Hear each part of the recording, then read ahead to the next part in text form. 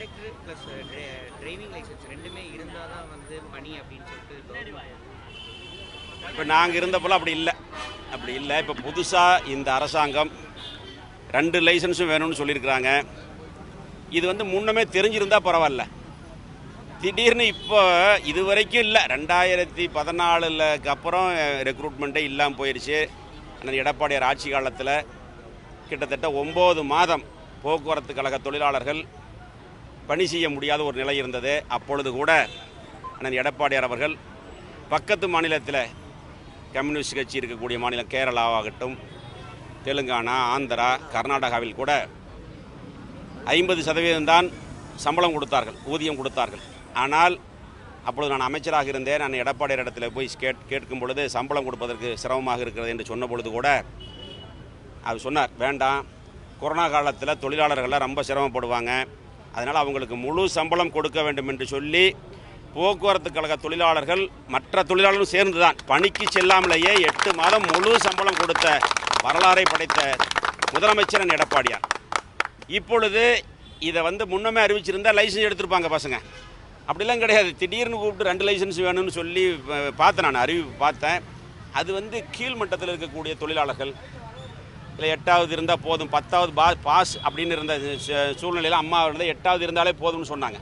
Driving லைசன்ஸுக்கு conductor licence 8வது pass பண்ணாவே போதுங்கிற ஒரு சூழ்நிலையில் அம்மா தான் கொண்டு வந்தாங்க. அவங்களுக்கு 2 வேணும்னு சொன்னால் இன்றைக்கி என்ன பண்ணுவாங்க?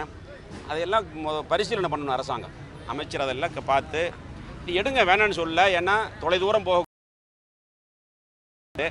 அதெல்லாம் ரொம்ப தூரம் ட்ராவல் வேண்டி டிரைவருக்கு சிரமம் இருக்குன்னு சொல்லி சொல்கிறாங்க, இல்லைன்னு சொல்லல. அதையெல்லாம் அடுத்த முறைன்னு சொல்லணும். எடுத்தவனே அறிவிக்கும் பொழுது 2ஐயும் கொடுத்து சிரமம்.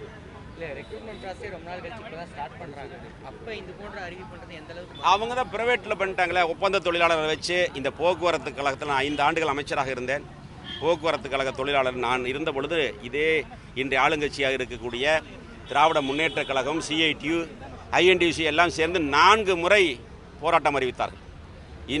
தமிழக வரலாற்றில் போக்குவரத்து கழகத்தில் கிட்டத்தட்ட 27% அளவுக்கு உயர்வு, சம்பள உயர்வு என்பது கிட்டத்தட்ட வருடத்திற்கு 1200 கோடி ரூபாய் அளவுக்கு சம்பள உயர்வை கொடுத்த முதலமைச்சர் எடப்பாடியார்.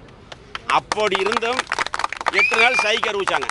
இதெல்லாம் பொய், அமைச்சர் சொல்கிறது பொய் அப்படின்னு சொல்லி 8 நாள் ஸ்ட்ரைக் அறிவிச்சாங்க. நீதிமன்றத்துக்கு போனோம். நீதிமன்றம் சொல்லிச்சு டெஸ்மா கொண்டு வரலாம்னு சொன்னாங்க. அதுக்கப்புறம் வித்ட்ரா பண்ணாங்க. அதுக்கப்புறம் நாங்கள் பேப்பரில் விளம்பரம் கொடுத்தோம்.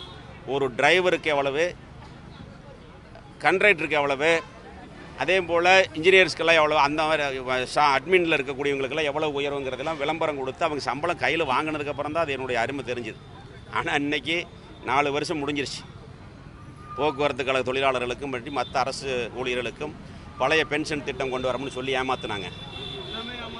3 வருஷம் இருந்தது பேச்சுவார்த்தை என்பது மின்சாரத்துறையில் 4 வருஷம், 3 வருஷம் இருந்தது. நான் 1200 கோடி ரூபாய்க்கான சம்பள உயர்வு கொடுக்கும் பொழுது கேட்டேன், 4 வருஷமாக ஆக்கலாம், 3 வருஷம் சீக்கிரமாக வந்துடுதுன்னு சொல்லி கேட்கும் பொழுது இதே கம்யூனிஸ்ட் கட்சியை சேர்ந்த அண்ணன் சவுந்தரராஜன் முதற்கொண்டு நடராஜன், LPF நடராஜன், சண்முகம் எல்லாம் சொன்னாங்க அதெல்லாம் முடியாது அப்படின்னு பெரிய பிரச்சனை பண்ணாங்க. நாங்கள் விட்டுட்டோம். 3 வருஷம்தான். ஆனால் இந்த அரசு வந்து சத்தமே இல்லாமல் 4 வருஷம் ஆக்கிட்டாங்க. இன்றைக்கி இருக்கிற கம்யூனிஸ்ட் LPF எங்கே போனாங்க? கம்யூனிஸ்ட் ஆகட்டும், LPF ஆகட்டும், கூட்டணி கட்சியில் இருக்கிறவங்களாம் யாரும் பேசுகிறதே கிடையாது. கம்யூனிஸ்ட் கட்சி தொழிலாளர்களுக்கு நல்லது செய்கிறோம்னு சொல்கிறாங்க. கூட்டணிங்கிறத வச்சுக்கிட்டு தொழிலாளர்களுக்கு துரோகம் பண்ணுறாங்க. ஒப்பந்த தொழிலாளர் வந்துட்டாங்க. பஸ்ஸை ப்ரைவேட்டைஸ் பண்ணுறாங்க. மாநகரத்தில் அம்மா இருக்கும் பொழுது மினி பஸ் விட்டாங்க, சிற்றுந்து விட்டாங்க. இப்போ வந்து அதை ப்ரைவேட்டைஸ் பண்ணி இது கொடுக்குறாங்க, ரூட்டு கொடுக்குறாங்க. இதெல்லாம் தொழிலாளி வர்க்கத்திற்கு செய்யக்கூடிய இந்த அரசாங்கம் செய்யக்கூடிய மிகப்பெரிய ஒரு துரோகம்.